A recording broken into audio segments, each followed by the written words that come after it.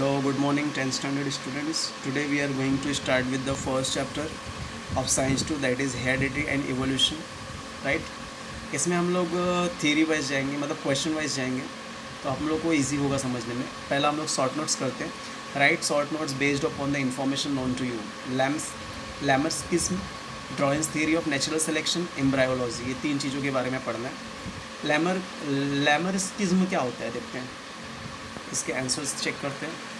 देखो आंसर्स थोड़े से बड़े हैं लेकिन ट्राई टू अंडरस्टैंड इट. मैंने पॉइंट वाइज इसको कन्वर्ट किया हुआ है, फिर भी कुछ डाउट होगा तो पूछ सकते हैं. ठीक है, पहला पॉइंट पे आते हैं. आई होप आपको समझ में आ गया रहेगा. देखो यहाँ पे I think it is visible from this.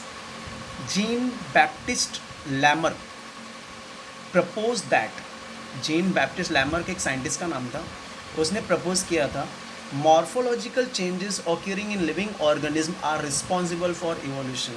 मतलब मॉर्फोलॉजिकल मतलब जो बॉडी स्ट्रक्चर में चेंज होता है, लिविंग ऑर्गेनिज्म के बॉडी स्ट्रक्चर में जो चेंज होता है वही रिस्पॉन्सिबल है किसके लिए, इवोल्यूशन के लिए. वापस रिपीट करूँ, Jean Baptiste Lamarck propose that. Jean Baptiste Lamarck ने क्या प्रपोज किया है, मॉर्फोलॉजिकल चेंजेस, जो मॉर्फोलॉजिकल चेंजेस होता है, मॉर्फोलॉजिकल चेंजेस मतलब body structure changes occurring in living organism are responsible for evolution.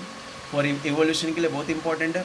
Second point, the reason behind those morphological changes activities और laziness of the organism.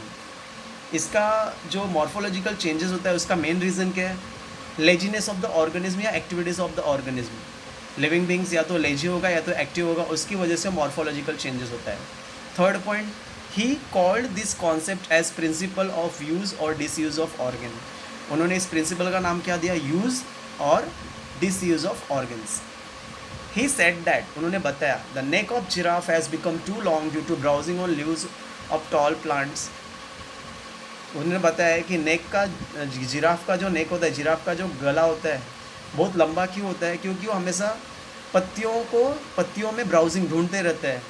बड़े बड़े जो पेड़ होते हैं उनकी पत्तियों में ढूंढते रहता है, इसकी वजह से उसका गला क्या हो गया, बड़ा हो गया. ठीक है, तो he said that neck of giraffe has become too long. Giraffe का नेक जो है बहुत लंबा हो गया है due to browsing in leaves of tall plants. बड़े बड़े पेड़ों के, लंबे लंबे पेड़ों के पत्तियों में वो ब्राउजिंग सर्च करता है, इसकी वजह से उसका जो गला क्या हो गया, बड़ा हो गया है.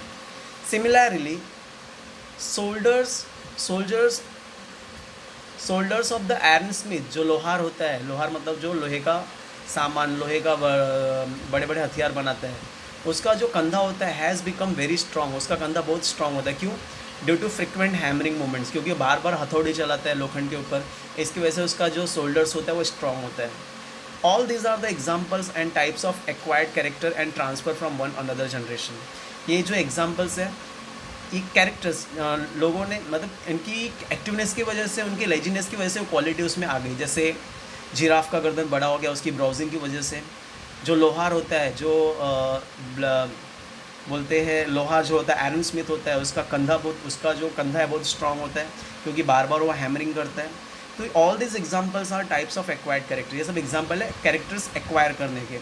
And transfer from one to another generation, एक जनरेशन से क्या होता है दूसरे जनरेशन में पास होता है. This is called the theory of Lamarckism. इसी को हम लोग लैमर्किज्म का थियरी बोलते हैं. Is this clear? एक बार वापस रिपीट कर दो, ध्यान से देखो. पहला पॉइंट है, Jean Baptiste Lamarck propose the morphological changes occurring in living organism are responsible for evolution. Jean Baptiste Lamarck ने बताया कि जो मॉर्फोलॉजिकल चेंज होता है, जो बॉडी स्ट्रक्चर में चेंज होता है लिविंग ऑर्गेनिज्म का, वो इवोल्यूशन के लिए रिस्पॉन्सिबल है. सेकेंड पॉइंट उसने बताया कि reason behind morphological changes activeness और लेजीनेस ऑफ ऑर्गेनिज्म. उसने रीज़न क्या बताया कि ये जो मॉर्फोलॉजिकल चेंज होता है किसकी वजह से होता है, या तो एक्टिवनेस की वजह से या लेजीनेस की वजह से एनिमल्स के. ही कॉल्ड हिज कॉन्सेप्ट, उसने इस कॉन्सेप्ट को नाम दिया यूज़ और डिसयूज़ ऑफ ऑर्गन. यूज़ और डिसयूज़ ऑफ ऑर्गन. ठीक है, और दो एग्जाम्पल्स भी बताया. He said that neck of giraffe become long due to browsing on the leaf of the tall plants. उसने बताया कि जिराफ का जो गर्दन है वो बड़ा रहता है, लंबा रहता है, क्योंकि वो हमेशा पेड़ों पे, बड़े बड़े पेड़ों पे, लंबे पेड़ों पर पत्तियों पे सर्च करते रहते हैं अपना फूड. सेकेंड, उसने दूसरा एग्जांपल बताया, आयरन स्मिथ का जो शोल्डर्स होता है वो स्ट्रॉन्ग होता है. Iron smith have become very strong due to continuous hammering movement. Continuous hammering movement की वजह से all these are the examples of acquired character. ये सब किसका एग्जाम्पल है? एक्वायर्ड कैरेक्टर का. This was the fifth point. All this example all are types of acquired character and transfer from one generation to another generation. ये क्या होता है? एक जनरेशन से दूसरी जनरेशन पे ट्रांसफर होता है. This is called Lamarckism theory. इसी को हम लोग क्या बोलते हैं? Lamarckism theory. Is this clear? Take the screenshot of first question. Now the second is Darwin's theory of natural selection. Next question क्या बताया? Darwin's theory of natural selection. B question's answer. Charles Darwin had collected innumerable specimen of plant and animals. Charles Darwin एक scientist था. उसने बहुत सारे samples collect किए थे plants और एनिमल्स के. And depending upon the observation of those specimen he publish the theory of natural selection. मतलब जो चार्ल्स डार्विन था उसने बहुत सारे टाइप के स्पेसिमेन सैम्पल कलेक्ट किए थे प्लांट्स और एनिमल्स के, और उस सैम्पल के बेस पे उन्होंने अपना थ्योरी पब्लिश किया. ड्रॉइंग सेज दैट, ड्रॉइंग क्या बोलते हैं? All organism reproduce प्रोलिफिकली.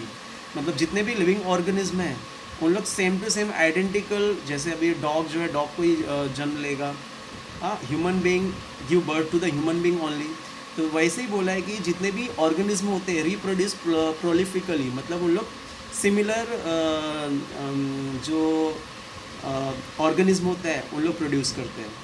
Third point, all organism compete with each other in life threatening manner. जितने भी ऑर्गेनिज्म होते हैं, जितने भी लिविंग ऑर्गेनिज्म होते हैं, वो एक दूसरे से कंपटीशन करते हैं, हाँ, जीवित रहने के लिए, जिंदा रहने के लिए. All this organism compete with each other in life threatening manner. In this competition, इस कंपटीशन में only those organism sustain which shows the modification. खाली वही लिविंग ऑर्गेनिज्म जिंदा रहता है जो चेंजेस लाता है, जो चेंजेस करता है.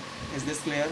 तो थर्ड पॉइंट वापस रिपीट करो. All organism compete with each other. जितने भी ऑर्गेनिज्म होते हैं वो एक दूसरे से कंपटीशन करते हैं, लिविंग ऑर्गेनिज्म कंपटीशन करते हैं लाइफ थ्रेटनिंग मैनर, जीवित रहने के लिए. इन दिस कंपटीशन, उस कंपटीशन में ओनली दोज ऑर्गेनिज्म सस्टेन, खाली वही जीवित रहता है विच सोज द मॉडिफिकेशन, जो चेंजेस लाता है. Fourth point, Darwin's theory of natural selection was widely accepted for long duration. जो ड्रॉइंस की थियरी थी नेचुरल सिलेक्शन की, वो बहुत लंबे टाइम तक सब जगह एक्सेप्ट हुई थी. However some objection were raised against the theory. लेकिन थियरी का कुछ माइनस पॉइंट भी था. ये ऑब्जेक्शन है, objection. Some of the main objection are, कुछ ऑब्जेक्शन ऐसे है. देखो, पहला point, natural selection is not the only factor responsible evolution. Natural selection खाली फैक्टर नहीं है इवोल्यूशन के लिए. Second point, Darwin did not mention any explanation about useful and useless modification. Drawing ने कोई भी ऐसा थियरी नहीं बताया, एक्सप्लेनेशन नहीं बताया यूजफुल और यूजलेस मॉडिफिकेशन के लिए. There is no explanation about slow changes and abrupt changes. Slow changes और एब्रप्ट चेंजेस के लिए कोई भी एक्सप्लेनेशन नहीं है. Irrespective of all this objection, Darwin's work on evolution has been milestone. इसलिए ड्रॉइंग्स का वर्क जो है इवोल्यूशन में माइलस्टोन मतलब यादगार हो गया. ठीक है, तो एक बार मैं ये क्वेश्चन वापस रिपीट करो, थियरी वापस रिपीट कर दो, ध्यान से सुन लो. क्वेश्चन है ड्रॉइंग्स थियरी, राइट. पहला point, Charles Darwin had collected innumerable sample of made plant and animals. Charles Darwin ने बहुत सारे सैंपल कलेक्ट किए प्लांट और एनिमल्स के.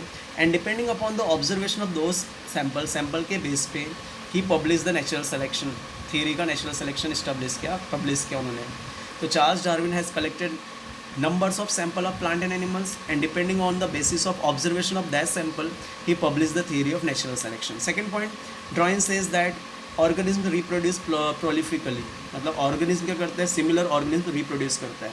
Third point, all organisms compete with each other in life threatening manner. हर एक organism क्या करता है? Competition करता है जीवित रहने के लिए, लाइफ सर्वाइव करने के लिए. In this competition only those organism sustain, खाली वही लोग जीवित रहते हैं, सस्टेन मतलब जीवित रहना, विच सोज द मॉडिफिकेशन, जो चेंजेस लाते हैं. Fourth point, Darwin's theory of natural selection was widely accepted. Darwin की जो थियरी है सब लोगों ने एक्सेप्ट किया फॉर लॉन्ग ड्यूरेशन, लंबे टाइम तक. However some objections were raise against the theory. लेकिन कुछ ऑब्जेक्शन रेज हुआ.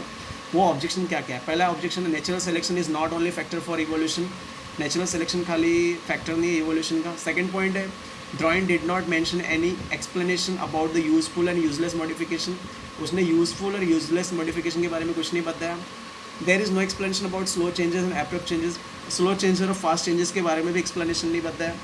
Irrespective of all this objection, इस ऑब्जेक्शन को छोड़ के Darwin's work on evolution has been milestone. Darwin का वर्क जो बहुत यादगार है. नेक्स्ट क्वेश्चन है, take this screenshot of B number question.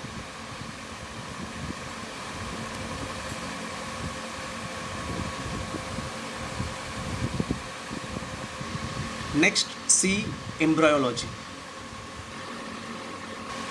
अगर हम लोग ये पिक्चर्स स्टडी करेंगे, अगर पिक्चर्स हम लोग देखते हैं, ये जो है चिकन का पिक्चर है।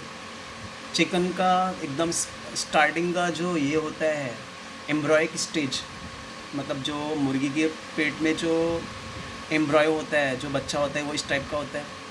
ये है पिग, सेकंड वाला पिग का है। पिग का बच्चा भी ऐसे होता है, पिग का स्टार्टिंग का स्टेज ऐसे ही होता है। काऊ का भी स्टार्टिंग का स्टेज ऐसे ही होता है।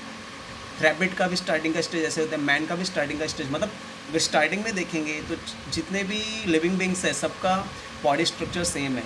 धीरे धीरे वो क्या हो रहा है, सिमिलैरिटी कम होती जा रही है। धीरे धीरे चिकन अपना फॉर्म लेता है, पिग का फॉर्म कन्वर्ट होता है, काऊ का फॉर्म कन्वर्ट होता है। पहले स्टेज में सेम है, सेकेंड स्टेज और थर्ड स्टेज में चेंजेस दिखाई देता है। तो इसी को बोलते हैं एम्ब्रायोलॉजी। क्लियर? तो हम लोग थ्योरी पढ़ेंगे तो समझिएगा। देखो,